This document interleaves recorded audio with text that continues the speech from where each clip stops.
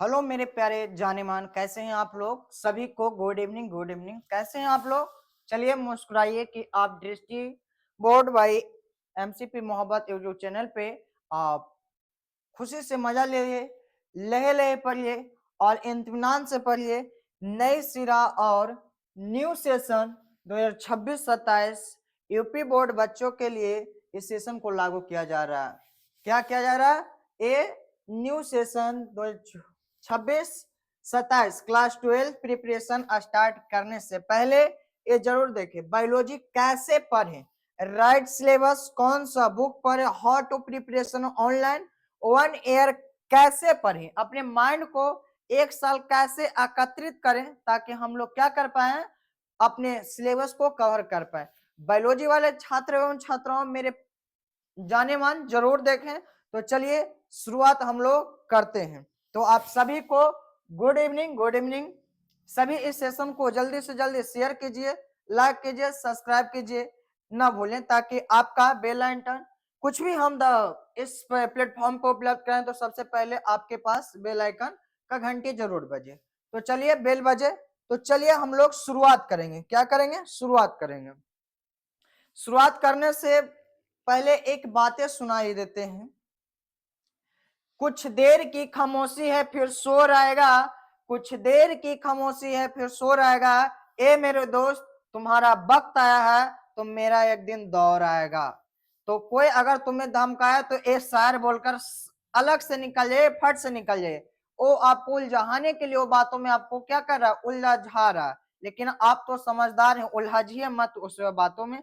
तो चलिए हम लोग क्या करते हैं, इस सेशन को आगे बढ़ते हैं। इस सेशन का मेन पर्पज है, मैं आज इस सेशन को लाया है इसलिए कि न्यू सेशन 2026-27 के बच्चों के लिए, खासकर यूपी बोर्ड के लिए।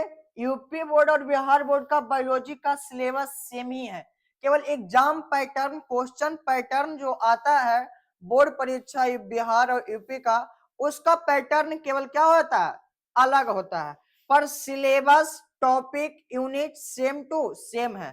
थोड़ा सा चैप्टर एक दो इंक्लूड कर दिया है यूपी बोर्ड एक ही गो में, और आपका बिहार बोर्ड अलग अलग डिफाइन करके बोला है। तो चलिए हम लोग देखेंगे, आज इसका वर्णन अच्छे से करेंगे। तो जल्दी से आप लोग एक बार सेशन के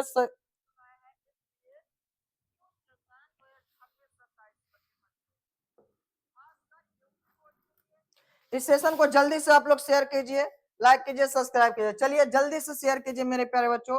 तो चलिए अब हम लोग देखेंगे इसमें कैसे हम लोग स्टार्ट करें अपने प्रिपरेशन को, इस पे हम लोग बात करेंगे। तो किस प्रकार से हम लोगों का प्रिपरेशन जारी रहेगा? तो देखिए इस प्रकार से हम लोगों का प्रिपरेशन जारी रहेगा। तो देखिए हम लोग कैसे पढ़ेंगे, आप लोग ध्यान से सुनिएगा, गौर से सुनिए जरिए। देखिए तो हम लोग चलते हैं अगले पे, 12th की शुरुआत कैसे करें, हाउ टू प्रिपरेशन क्लास 12, खासकर यूपी बोर्ड के बच्चों के लिए, यानी कि एक क्लास सेशन बायोलॉजी वाले बच्चे कोई बोर्ड के हो आप देख सकते हैं। तो चलिए सबसे पहले हम लोग क्या करेंगे, तो देखेंगे कि इसका शुरुआत कैसे हम लोग करें। तो इसका शुरुआत करने के लिए दोस्त 12th की शुरुआत कैसे करें, तो इसको करने के लिए हम लोग क्या करेंगे, तो इसमें हम लोग 3-4 गो स्ट्रेटजी, रणनीति को अपनाएंगे। बायोलॉजी रटने वाले विषय नहीं है दोस्त। बायोलॉजी को अंडरस्टैंडिंग करके जिस तरीका से आप पढ़िएगा उतने ही आपका क्या होगा, बायोलॉजी। बायोलॉजी के कहीं दुनिया कहीं अलग से लाना है नहीं, आपका जो प्रेजेंट बॉडी है यही तो बायोलॉजी है, पेड़ पौधा का प्रेजेंट बॉडी है वही तो बायोलॉजी है। तो अलग से लाना क्या है?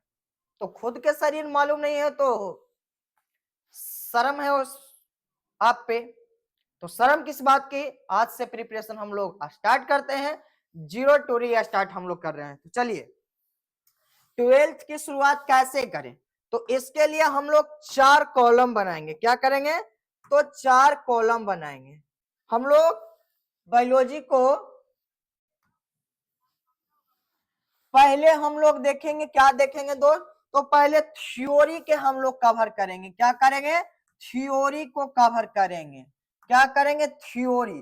थ्योरी अगर हो जाता है तो हम लोग कवर करेंगे किस चीज का, तो कंसेप्ट का कवर करेंगे। किसका, तो कंसेप्ट का कवर करेंगे। कंसेप्ट अगर क्लियर हो जाता है तो उस कंसेप्ट को मिनिमाइज करने के लिए, यानी कि छोटा रूप में करने के लिए, क्योंकि 12th का सिलेबस है गंगा नहीं समुद्र है, तो समुद्र में जितना पानी निकाले उतना ही कम है। तो अगर आपका थ्योरी कवर हो गया, कंसेप्ट कवर हो गया, तो इसको मिनिमाइज करने के लिए हम लोग डायग्रामिक फॉर्म को क्या करेंगे, रणनीति अपनाएंगे।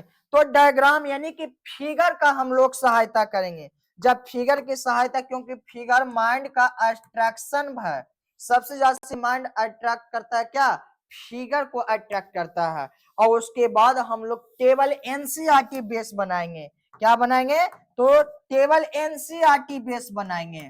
टेबल एनसीईआरटी, कभी कभी प्योर आपका फुल्ली एनसीईआरटी चलेगी, बायोलॉजी का क्लास फुल्ली एनसीईआरटी चलेगी, लाइन बाय लाइन एनसीईआरटी आपका चलेगी।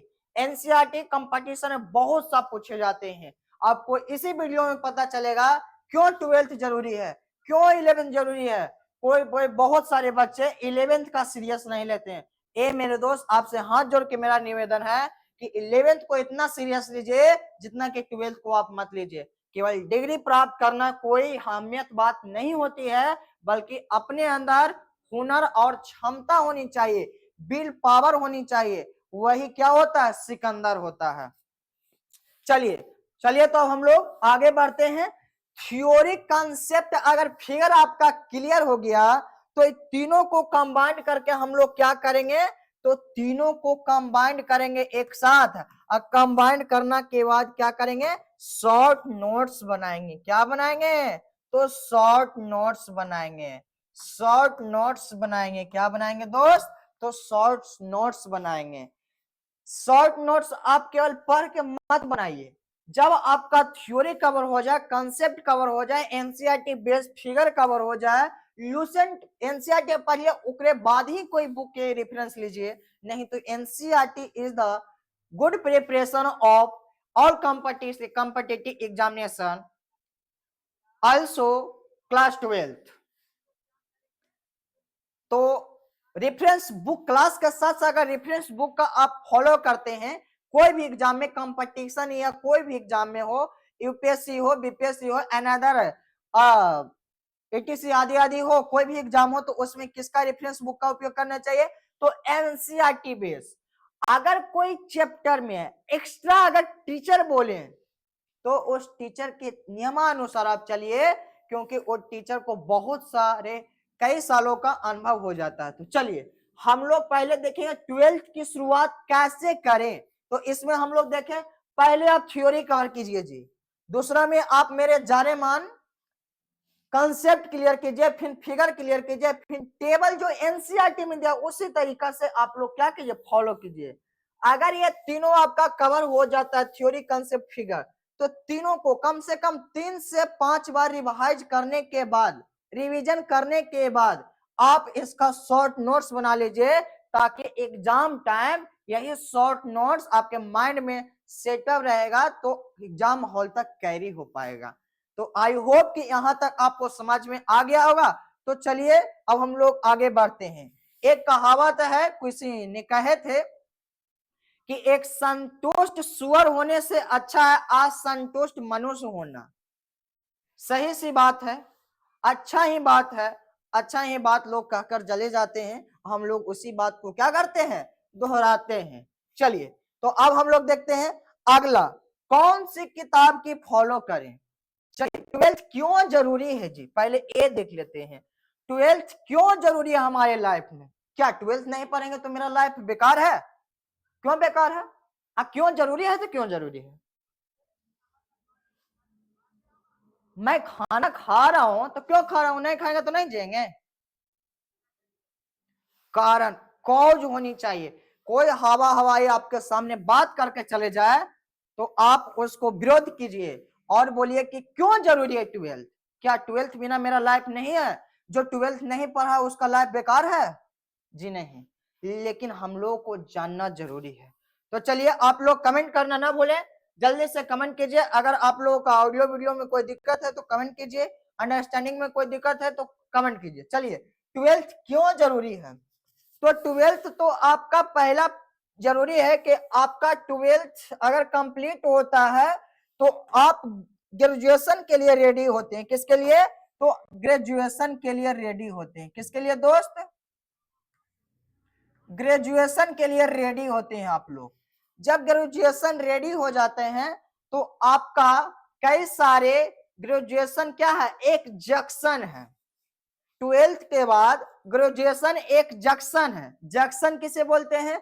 जंक्शन उस पॉइंट को बोलते हैं जहां से चारों दिशा में कम से कम 2 से ज्यादा दिशा में जाने के लिए राह मार्ग खुल जाए, यानी कि open the path into more way, यानी कि 2 से ज्यादा तरीका किसी रास्ते में जाने कहीं जाने के लिए मिल जाए तो उसे बोलते हैं जंक्शन।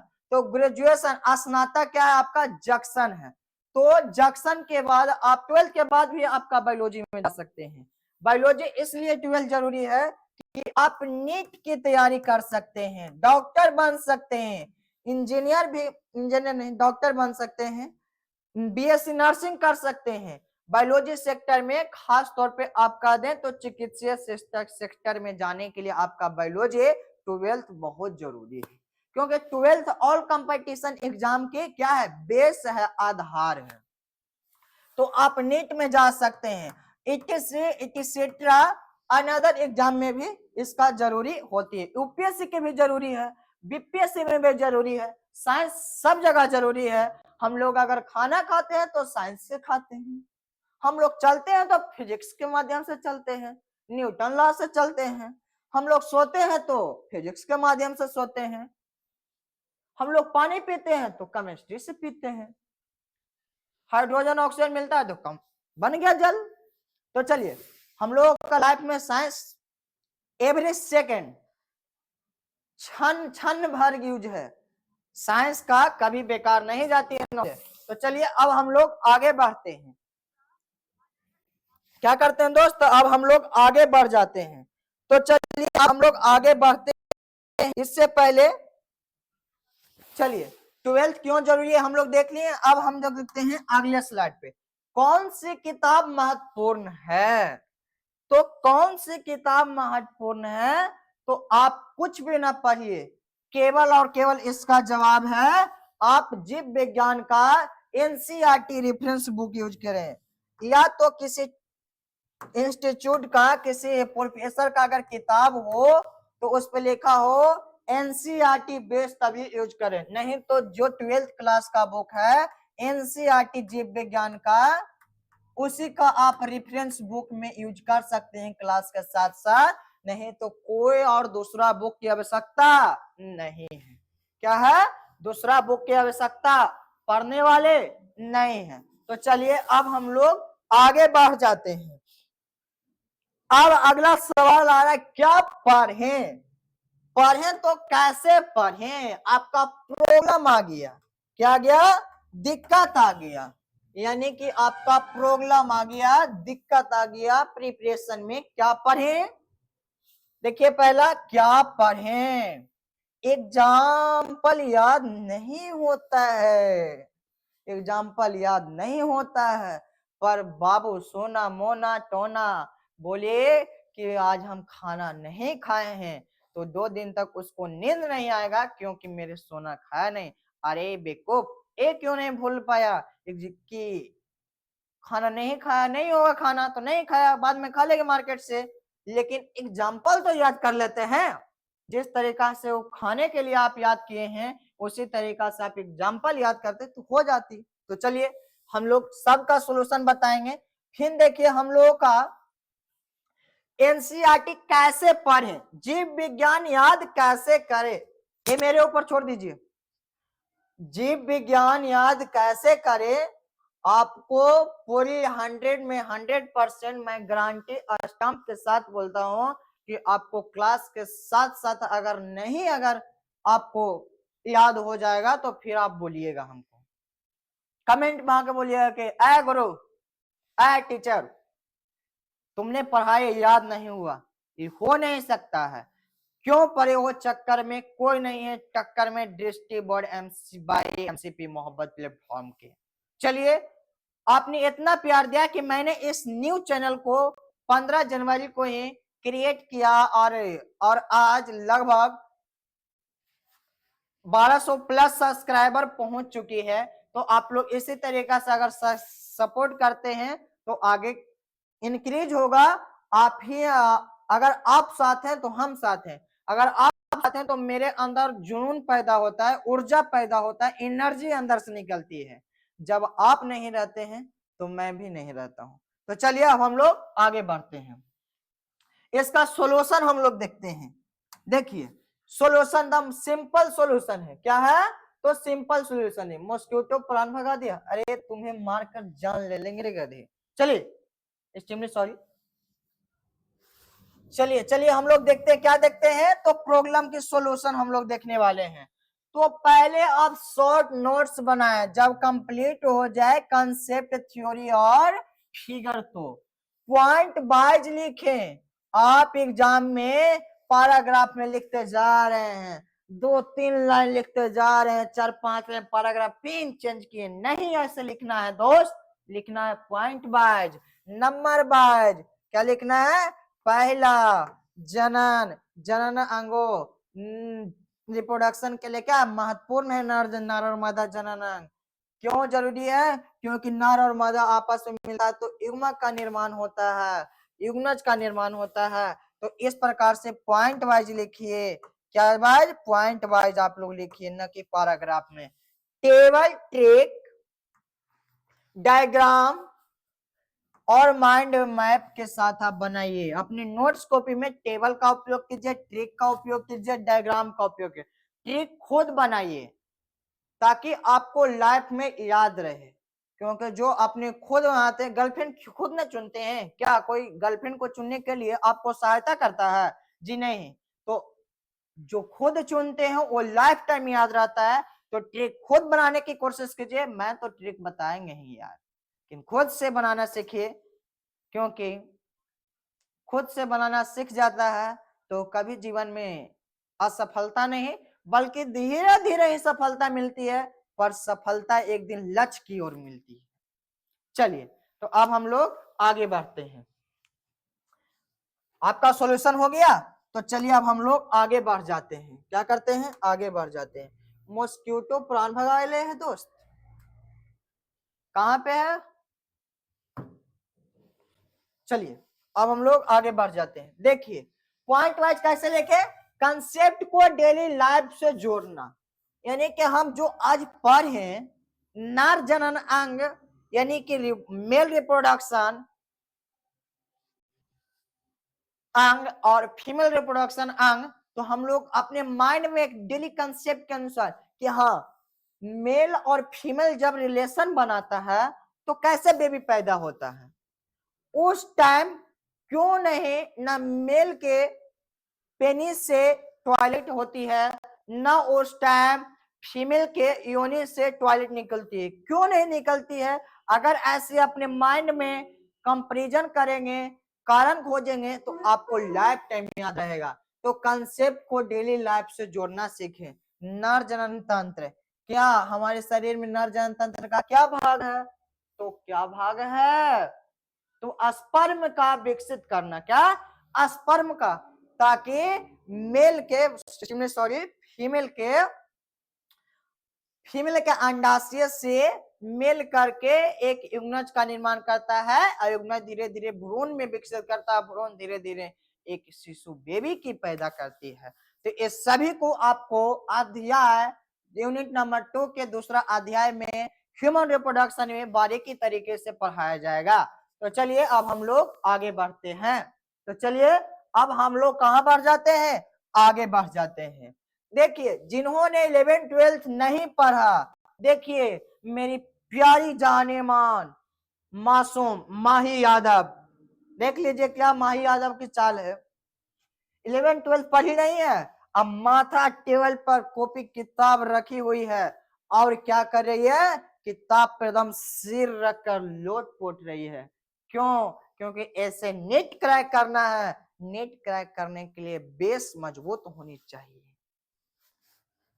तो मेरी माँ ही एक बीबी है, अरे एक ही बेबी होती है, ऐसी बात नहीं है। तो ये देखिए टेंशन में है, टेंशन लेने का नहीं टेंशन देने का है। क्या बात है? टेंशन लेने का नहीं टेंशन देने का। तो चलिए अब हम लोग आगे बढ़ जाते हैं, अगला सॉल्यूशन पे हम लोग बढ़ते हैं। देखिए अगला सॉल्यूशन है आपका यूपी बोर्ड का, मैंने लिया है, क्या लिया है दोस्त? तो यूपी बोर्ड का आपको लिया है यूनिट वाइज और मार्क्स कैसे, कौन सा यूनिट से कितना मार्क्स पूछे जाते हैं वो भी मैं लिया हूं। तो कौन से बोर्ड के है? तो यूपी बोर्ड का सिलेबस मार्क्स डिटेक्ट है। यूपी बोर्ड का, कौन सा बोर्ड का?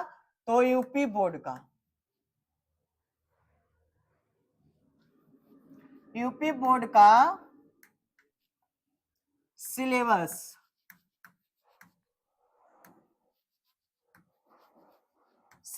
विथ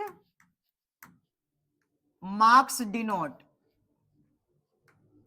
चलिए तो देखिए सिलेबस आपका यूनिट 5 है, कितना है? रिप्रोडक्शन से आपको 14 मार्क्स का पूछे जाते हैं, जेनेटिक्स और एवोल्यूशन से आपको 18 मार्क्स पूछे जाते हैं। क्या बात है! अनुवांशिकी और विकास से हम लोग का कितना? 18 marks. Biology and human welfare से आपको पूछी जाती है 14 मार्क्स, कितना? 14 marks. Biotechnology and its application यानी कि प्रौद्योगिकी और इसके अनुप्रयोग से आपका पूछा जाता है 10 मार्क्स। इकोलॉजी और इन्वायरमेंट से, पारिस्थितिकी तंत्र से आपका पूछा जाता है 14 मार्क्स। यानी कि टोटल को ऐड किया हमने, टोटल को ऐड किया, तो टोटल को ऐड करने के बाद आपकी आ गया 17 मार्क्स, यानी कि 70 मार्क्स का आपका एग्जाम लेती है यूपी बोर्ड और 30 नंबर का आपका प्रैक्टिकल होती है। तो न्यू सेशन में मैं आपको लाया हूं तो 70 में 70 लाने की कोशिश करेंगे, नहीं तो मैं दावे के साथ बोल सकते हैं कि 65 प्लस आपको रिटेन से लाना ही लाना है। मैं साथ, आप साथ है तो मैं हमेशा आपके साथ हूं, मैं तो हमेशा साथ रहेंगे, आप रहे चाहे मत, मैं इसी प्लेटफॉर्म पर रहूंगा, इसी पे आपके साथ रहूंगा, आप भी साथ रहिए। चलिए तो अब हम लोग आगे बढ़ जाते हैं। देखिए तो आपको हिंदी में भी मैं लाया हूं सिलेबस, क्योंकि हिंदी वाले बच्चे इंग्लिश मीडियम की तरह लाया हूं। चलिए देखिए इसमें 100 अंकों का एक प्रश्न पर 70 लिखित एवं 30 प्रयोगात्मक का होता है, समय 3 घंटा देती है। प्रयोगात्मक इसका अलग टाइम मिलता है, क्या मिलता है? तो प्रैक्टिकल के टाइम अलग मिलता है, क्या मिलता है? टाइम अलग मिलता है। आपको एक स्कूल लेती है, क्या लेती है? स्कूल लेती है। तो जनन से 14 मार्क्स का पूछा जाता है, अनुवांशिकी और विकास से 18 मार्क्स का, जीव विज्ञान और मानव कल्याण से आपको पूछा जाता है 14, जैव प्रौद्योगिकी एवं उसके अनुप्रयोग से आपको पूछा जाता है 10, पारिस्थितिकी एवं पर्यावरण से आपको 14 मार्क्स पूछा, कुल 70 मार्क्स की पूछी जाते हैं। तो चलिए अब हम लोग आगे बढ़ते हैं। अब हम लोग सिलेबस को देखेंगे बारी बारी से, क्या करेंगे? सिलेबस को देखेंगे हम लोग बारी बारी से, हम लोग सिलेबस को देखेंगे। देखिए UP board class 12 biology syllabus, क्या बात है! देखने में खूबसूरत लग रही है, खूबसूरत लगने से नहीं होगा दोस्त, खूबसूरत अपने स्टडी को, अपनी मेहनत को बनाइए। तो चलिए अब हम लोग देखते हैं। पहले इसे बढ़िया से आप लोग हाईलाइट करके इसे बनाइए। चलिए आप लोग जुड़े हुए हैं, मस्त लग रहा है, मुझे भी देखने में बहुत अच्छी लग रही है। तो चलिए अब हम लोग क्या करते हैं, जल्दी से इसे हेडिंग बनाइए तो आप लोग देखने में एकदम खूबसूरत, क्योंकि यहीं से हम लोगों का मंजिल चालू हो रही है। क्या हो रही है? मंजिल चालू हो रही है। जल्दी से आप लोग, तेलुगु मैं लिंक को शेयर कर रहा हूँ, रीशेयर कर रहा हूँ, जल्दी से कीजिए।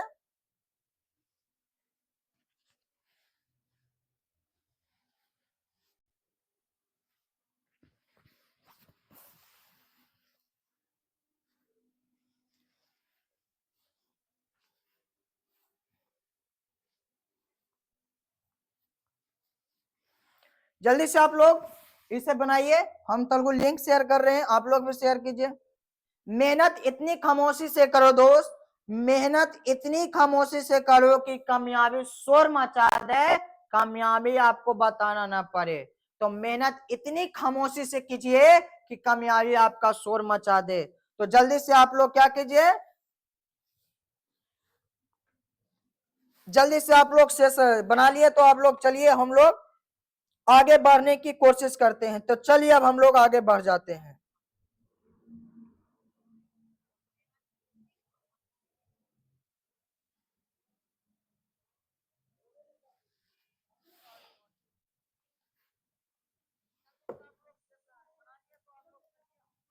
चलिए अब हम लोग आगे बढ़ते हैं, हम लोग अपने सिलेबस की ओर बढ़ते हैं। देखिए सॉरी इसे समझाया नहीं। कुल अंक आपका थ्योरी से 70 मार्क्स पूछे जाते हैं। कितने? 70 मार्क्स थ्योरी से आपका पूछा जाता है। कितना? 70 मार्क्स आपका थ्योरी से।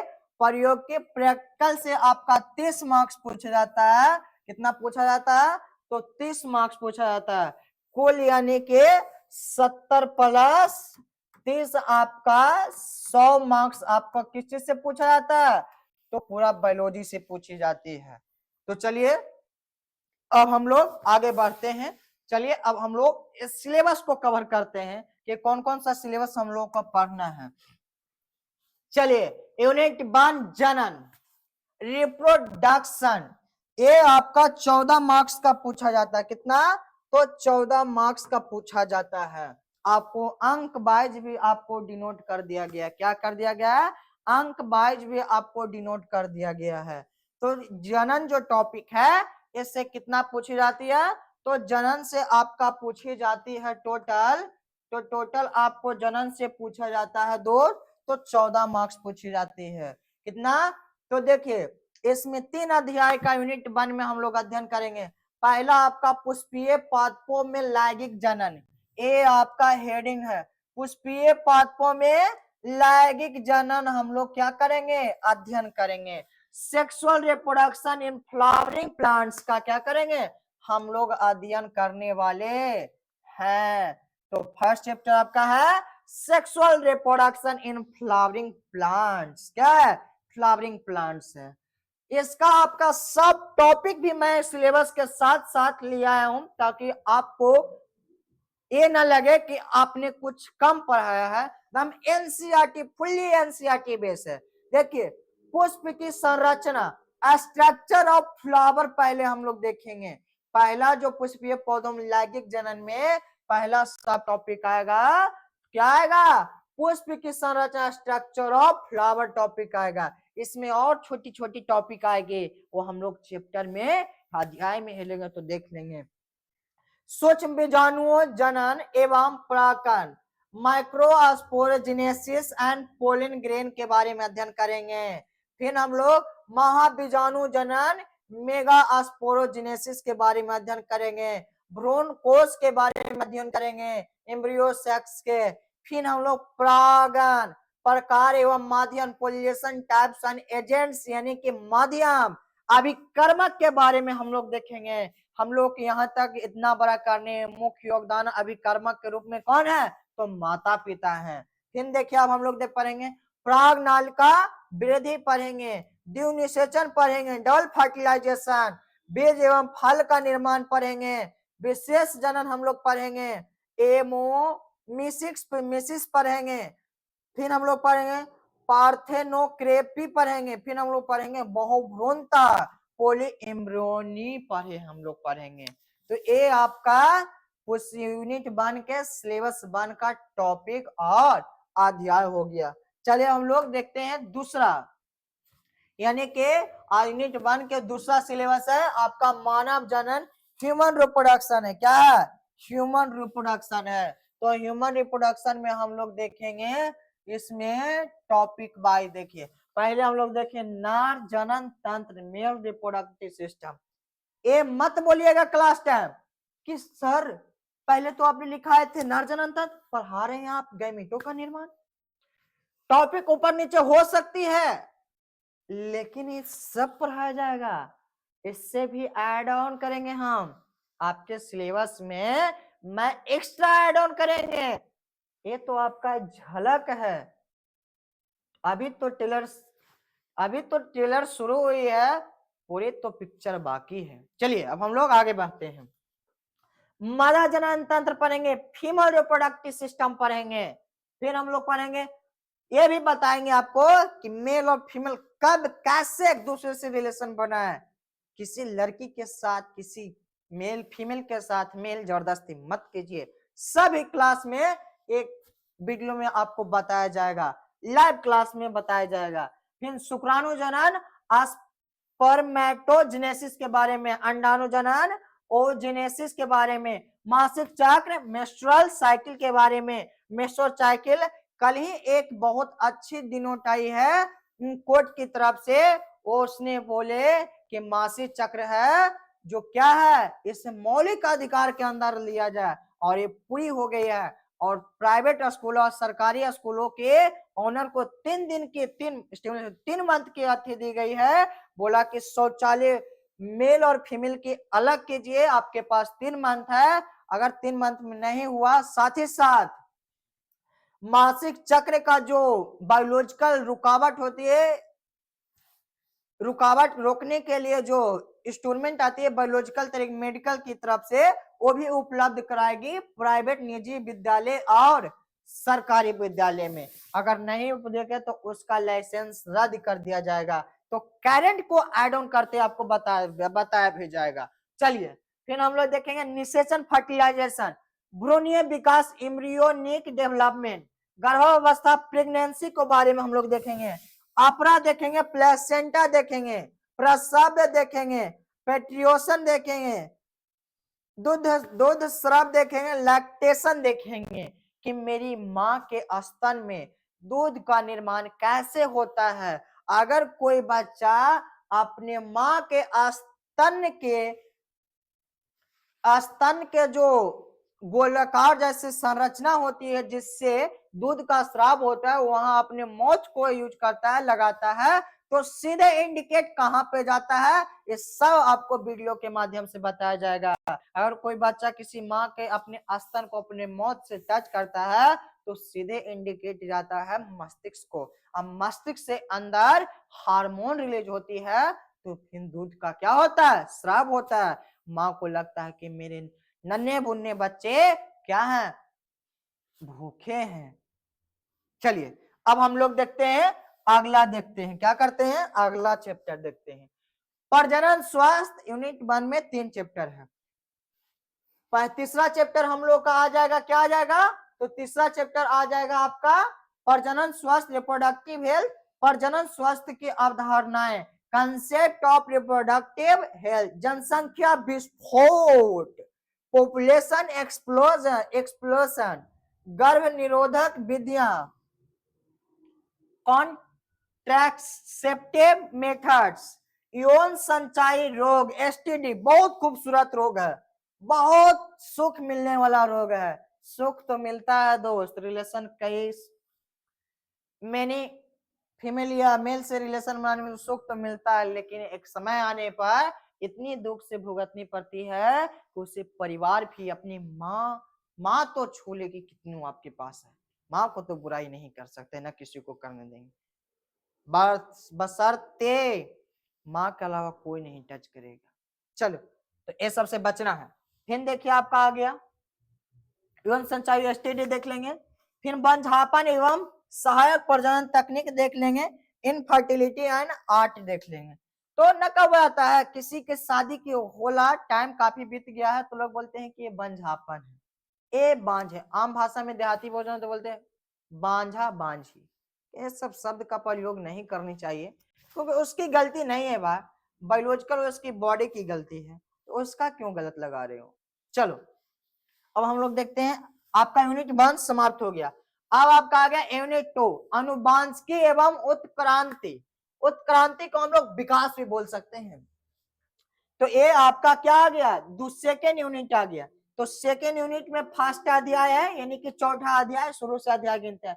तो अनुवांशिकी के सिद्धांत, principles of inheritance and variation, क्या वेरिएशन। तो ये सब चैप्टर आपका चौथा अध्याय है यूनिट 2 में, फर्स्ट यूनिट 2 के फर्स्ट, लेकिन अध्याय हम लोग चौथा चल रहे हैं। ये सब पढ़े मेंडल के प्रयोग, मेंडल एक्सपेरिमेंट के बारे में पढ़ेंगे, एकल संक्रमण के बारे में पढ़ेंगे, फिर हम लोग मोनो हाइब्रिड क्रॉस पढ़ेंगे, द्विलक्षणी संकरण पढ़ेंगे, अपूर्ण प्रभुत्व इनकम्प्लीट डोमिनेंस के बारे में पढ़ेंगे, सब प्रभुत्व को डोमिनेंस के बारे में पढ़ेंगे, बहु अलेल मल्टीपल एलेल्स के बारे में पढ़ेंगे, लिंग निर्धारण के सेक्स डिटरमिनेशन के बारे में पढ़ेंगे, वंशागति विकार जेनेटिक डिजॉर्डर्स के बारे में हम लोग क्या करेंगे, पढ़ेंगे। तो चलिए यहां तक कवर हुआ, तो चलिए हम लोग थोड़े से पानी पी लेते हैं, फिर हम लोग आगे बढ़ेंगे। क्या बढ़ेंगे, आगे बढ़ेंगे। मेहनत जब आदत बन जाए, मेहनत जब आदत बन जाए तो कामयाबी कमजोरी बन जाती है।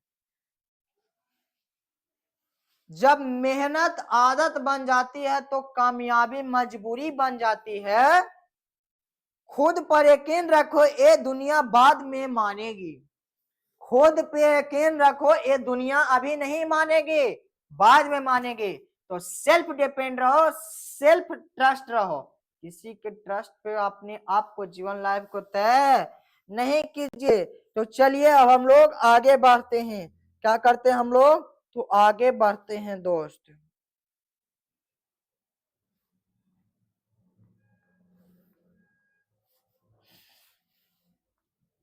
हम लोग का बहुत सा भी यूनिट देखना है, तो चलिए जल्दी से हम लोग आगे बढ़ जाते हैं।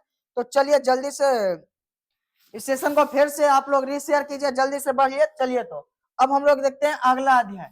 अगला अध्याय आपका आ गया आनुवांशिक पदार्थों का वैज्ञानिकीकरण। क्या है, आनुवांशिक पदार्थ का आणविक आधार, मोलिकुलर बेसिस ऑफ इनहेरिटेंस। हम लोग इसके बारे में इस अध्याय में पढ़ेंगे। अध्याय 5 में हम लोग इसके बारे में पढ़ेंगे। तो डीएनए एवं आरएनए, डीएनए और आरएनए पढ़ेंगे, डीएनए के संरचना स्ट्रक्चर ऑफ डीएनए के बारे में पढ़ेंगे, प्राकृतिक रीएप्लिकेशन के बारे में पढ़ेंगे, प्रतिलेखन ट्रांसक्रिप्शन के बारे में पढ़ेंगे, अनुवादन ट्रांसलेशन के बारे में। ट्रांसक्रिप्शन ट्रांसलेशन बायोलॉजी का शब्द है, इसे आप इंग्लिश शब्द मत समझिएगा। फिर आपका अनुवांशिक कोड जेनेटिक कोड के बारे में आप लोग क्या कीजिएगा, पढ़ेंगे इस अध्याय में। चलिए उत्क्रांति, यानी इसे रेस्ट में हम लोग पढ़ेंगे। उत्क्रांति एवोल्यूशन में हम लोग पढ़ेंगे तो जीवन की उत्पत्ति, ओरिजिन ऑफ लाइफ, जैविक उत्क्रांति, बायोलॉजिकल एवोल्यूशन, प्राकृतिक चयन, नेचुरल सिलेक्शन के बारे में हम लोग पढ़ेंगे। हार्डी वाइनबर्ग सिद्धांत, हार्डी वाइनबर्ग प्रिंसिपल के बारे में हम लोग पढ़ेंगे। मानव उत्क्रांति, ह्यूमन एवोल्यूशन के बारे में हम लोग इस चैप्टर में पढ़ेंगे। तो चलिए अब हम लोग देखते हैं यूनिट 3 जीव विज्ञान और मानव कल्याण। क्या पढ़ेंगे हम लोग, जीव विज्ञान और मानव कल्याण के बारे में यूनिट 3 में हम लोग पढ़ेंगे। तो इस चीज में पढ़ेंगे, तो यूनिट 3 में पढ़ेंगे हम लोग जीव विज्ञान और मानव कल्याण के बारे में हम लोग पढ़ेंगे। इस चैप्टर आपका होना चाहिए, इस चैप्टर आपका होगा, क्या होगा, अध्याय हम लोग वहां 6 तक देखें तो ये अध्याय आपका 7 होगा। कितना होगा, अध्याय 7 होगा। तो इसमें हम लोग पढ़ेंगे मानव स्वास्थ्य और रोग, आपका 7वां अध्याय है। स्वास्थ्य की अवधारणा, कंसेप्ट ऑफ हेल्थ पढ़ेंगे, रोग के कारण, कॉज ऑफ डिजीज, संक्रामक रोग, इन्फेक्शन, इन्फेक्शियस डिजीज, बैक्टीरिया रोग, एटीसेट्रा रोग के बारे में हम लोग क्या पढ़ेंगे, पढ़ेंगे। तो चलिए अब हम लोग आगे बढ़ते हैं। ये अध्याय आपका 8वां है। क्या है, 8वां अध्याय है। क्या है, ये अध्याय आपका 8वां हो जाएगा। क्या हो जाएगा दोस्त, तो ये अध्याय आपका 8वां हो जाएगा। मिसप्रिंट हुआ है तो नो एनी प्रॉब्लम, हम लोग सुधार लेंगे। क्या करेंगे, अध्याय आपका 8वां हो गया। तो चलिए खाद्य उत्पादन में संवर्धन की रणनीतियां, strategy of for enhancement in food production के बारे में हम लोग पढ़ेंगे। पहला है आपका टॉपिक खाद्य उत्पादन की आवश्यकता, नीड फॉर फूड प्रोडक्शन, पादप संवर्धन, प्लांट ब्रीडिंग के बारे में, फसल सुधार के उद्देश्य, ऑब्जेक्टिव ऑफ क्रॉप इंप्रूवमेंट, संकरण हाइब्रिडाइजेशन के बारे में हम लोग पढ़ेंगे। फिर हम लोग पढ़ेंगे उच्च उपज किस्में यानी कि high yielding varieties, HYV high yielding variety के बारे में हम लोग पढ़ेंगे। पशु संवर्धन के बारे में पढ़ेंगे, एनिमल हस्बेंड्री के बारे में। फिर हम लोग पढ़ेंगे डायरी प्रबंधन, डायरी मैनेजमेंट के बारे में। फिर यानी कि डायरी जो दूध का होता है उसके बारे में कैसे उसका मैनेज किया जाता है। उसके बाद हम लोग पढ़ेंगे कुक्कुट पालन यानी कि पोल्ट्री फार्मिंग। फिर मत्स्य पालन, फिशियरी के बारे में पढ़ेंगे, मधुमक्खी पालन, एपीकल्चर, सूक्ष्म जीवों की भूमिका, माइक्रोबेज इन फूड रिप्रोडक्शन, किन्वर फर्मेंटेशन यानी कि दारू का निर्माण, श्राब का निर्माण कैसे होता है सब बताया जाएगा। फिर एंटीबायोटिक्स के बारे में हम लोग पढ़ेंगे। SCP सिंगल सेल प्रोटीन के बारे में हम लोग अध्याय 8 में पढ़ेंगे यूनिट 3 के। अब हम लोग देखते हैं ये आपका अध्याय 4 है। मिस प्रिंट हो गया है टाइपिंग के कारण। टाइपिंग के कारण क्या हो गया, मिस प्रिंट हो गया है। तो ये आपका यूनिट कितना है, तो ये यूनिट आपका 4 है। यूनिट नंबर ये आपका यूनिट नंबर 4 और चैप्टर नंबर आपका क्या है, यूनिट नंबर 4 और चैप्टर नंबर आपका 9 है। क्या है, 9 है। यहां तक हम लोग क्या देखे, तो ये चैप्टर नंबर हम लोग 8 तक देख लिए। तो ये चैप्टर 9 है। जिसमें है जैव प्रयोग की बायोटेक्नोलॉजी 10 अंक में पूछती है। जैव प्रयोग की पहला है अध्याय जैव प्रयोग का सिद्धांत एवं प्रक्रियाएं, बायोटेक्नोलॉजी प्रिंसिपल्स एंड प्रोसेस। तो इसमें पहला टॉपिक है रिकॉम्बिनेंट डीएनए तकनीक, रिकॉम्बिनेंट डीएनए टेक्नोलॉजी। फिर प्रतिबंध एंजाइम, रिस्ट्रिक्शन एंजाइम्स के बारे में पढ़ेंगे, वाहक वेक्टर्स के बारे में पढ़ेंगे, पीसीआर पॉलीमरेज चेन रिएक्शन के बारे में पढ़ेंगे। फिर आपका अगला चैप्टर है ये आपका हो जाएगा, ये आपका हो जाएगा आपका 10वां चैप्टर है। कौन सा चैप्टर है, तो ये आपका 10वां चैप्टर है यानी कि मिसप्रिंट हुई है। तो चलिए इसके बारे में हम लोग पहला चैप्टर क्या है, जैव प्रयोग के एवं उसके अनुप्रयोग, बायोटेक्नोलॉजी एंड इट्स एप्लीकेशन के बारे में हम लोग पढ़ेंगे। तो देखिए इसमें चिकित्सा में जैव प्रयोग की मेडिकल एप्लीकेशन पढ़ेंगे, कृषि में जैव प्रयोग के एग्रीकल्चर एप्लीकेशन पढ़ेंगे, जीएम फसल जेनेटिकली मॉडिफाइड क्रॉप्स के बारे में पढ़ेंगे। फिर जैव सुरक्षा बायो सेफ्टी इशू के बारे में पढ़ेंगे। फिर आपका यूनिट 5 ये है, क्या है, तो यूनिट 5 ये है। यूनिट 5 में चैप्टर नंबर आपका हो जाएगा, मिसप्रिंट हो गया है, चैप्टर नंबर आपका हो जाएगा, ये आपका हो जाएगा चैप्टर नंबर 11 हो जाएगा। क्या हो जाएगा, तो यूनिट 5 है, क्या है, यूनिट 5 है और चैप्टर नंबर 11 है। क्या है, चैप्टर नंबर 11 जीव एवं जनसंख्या, पारिस्थितिकी इकोलॉजी 14 अंक पूछती है। तो हम लोग जीव एवं जनसंख्या, ऑर्गेनिज्म एंड प्रोपोल्यूशंस, आवास एवं नीच, हैबिटेट एंड नीचे। फिर जनसंख्या गुण पॉपुलेशन एट्रीब्यूट्स के बारे में पढ़ेंगे। फिर जनसंख्या वृद्धि पॉपुलेशन ग्रोथ के बारे में पढ़ेंगे। फिर जीव अंत क्रियाएं बायोटिक इंटरेक्शंस के बारे में हम लोग पढ़ेंगे 11वां चैप्टर यूनिट नंबर 5 के। फिर हम लोग देखेंगे ये आपका 12वां चैप्टर है। कौन सा चैप्टर है, तो 12 नंबर चैप्टर है यूनिट 5 के। तो क्या है, पारिस्थितिकी तंत्र इकोलॉजी इकोसिस्टम, पारिस्थितिकी तंत्र की संरचना स्ट्रक्चर ऑफ इकोसिस्टम पढ़ेंगे। ऊर्जा प्रवाह एनर्जी फ्लो, किस तरीका से एनर्जी का फ्लो होता है इसके बारे में पढ़ेंगे। फिर हम लोग पढ़ेंगे पोषक चक्र यानी कि न्यूट्रिएंट साइकिल्स के बारे में पढ़ेंगे हम लोग। फिर हम लोग पढ़ेंगे पारिस्थितिकी उत्तराधिकार, इकोलॉजिकल सक्सेशन, सक्सेंस के बारे में हम लोग पढ़ने वाले हैं। फिर ये आपका 13वां चैप्टर आ गया, ये आपका लास्ट चैप्टर है। कौन सा है? ये आपका 13वां चैप्टर है, यानी कि लास्ट चैप्टर है, chapter number last 13, stimulus sorry, chapter number 13 जैव विविधता एवं संरक्षण, बायोडाइवर्सिटी एंड कंजर्वेशन के बारे में इसमें टॉपिक है। जैव विविधता, बायोडाइवर्सिटी, संरक्षण विधियां, कंजर्वेशन मेथड्स, संकटग्रस्त प्रजातियां, इंडेंजर्ड स्पीशीज के बारे में हम लोग पढ़ने वाले हैं। तो ये आपका सिलेबस पूरी कवर हुई पूरी तरीका से। फिर हम लोग एक दो और स्लाइड होगी कुछ कुछ के, उसको भी हम लोग कर लेते हैं, तो देख लेते हैं।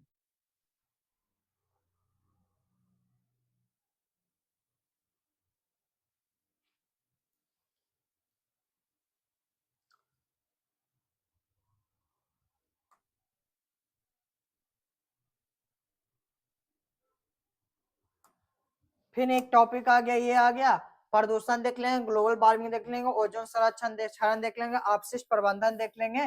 तो ये हम लोग का पूरे कपल कंबाइंड हम लोग का सिलेबस माइंड मैप के अनुसार हम लोग क्या कर लिए, कवर कर लिए। हम लोग क्या किए, तो कवर किए हैं।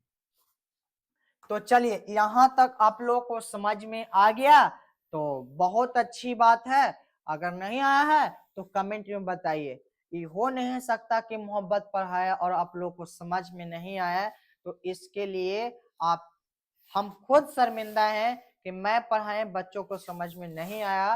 तो चलिए आज का हम लोग यहाँ तक आप बात कर रहे थे कुछ लोग के इसका पीपीटी कहाँ उपलब्ध होगा। तो पीपीटी उपलब्ध के लिए आप सर्च कीजिए टेलीग्राम चैनल। टेलीग्राम चैनल मैं बता देता हूं, टेलीग्राम चैनल आपका होगा, टेलीग्राम चैनल, टेलीग्राम चैनल पे आप सर्च कीजिएगा दृष्टि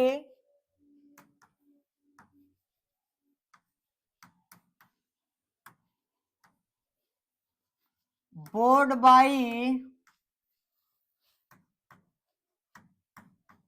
एमसीपी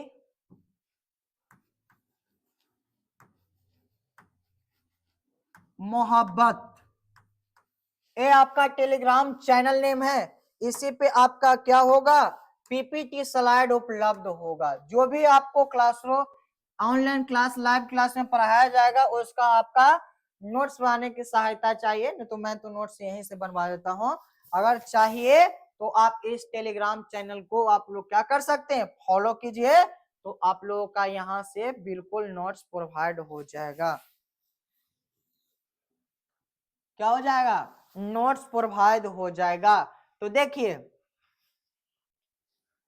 राहें जहां तक होगी राहगीर वहां तक जाएगी, राहें जहां तक होगी राहगीर वहां तक जाएगा, मंजिल कहीं पे हो राहगीर खुद रास्ता बनाएगा। रास्ता है, रहे तभी, ना रहे तभी मंजिल को हम लोग को क्या करना है, छूना है। तो हम लोग आज का सेशन को यहीं पे समाप्त करते हैं। फिर हम लोग आगे आपका पहला चैप्टर है पुष्पीय पादपों में लैंगिक जनन, इसे हम लोग कंटिन्यू करेंगे। तो चलिए ऑल द बेस्ट सभी को, थैंक्स, गुड नाइट, जय हिंद।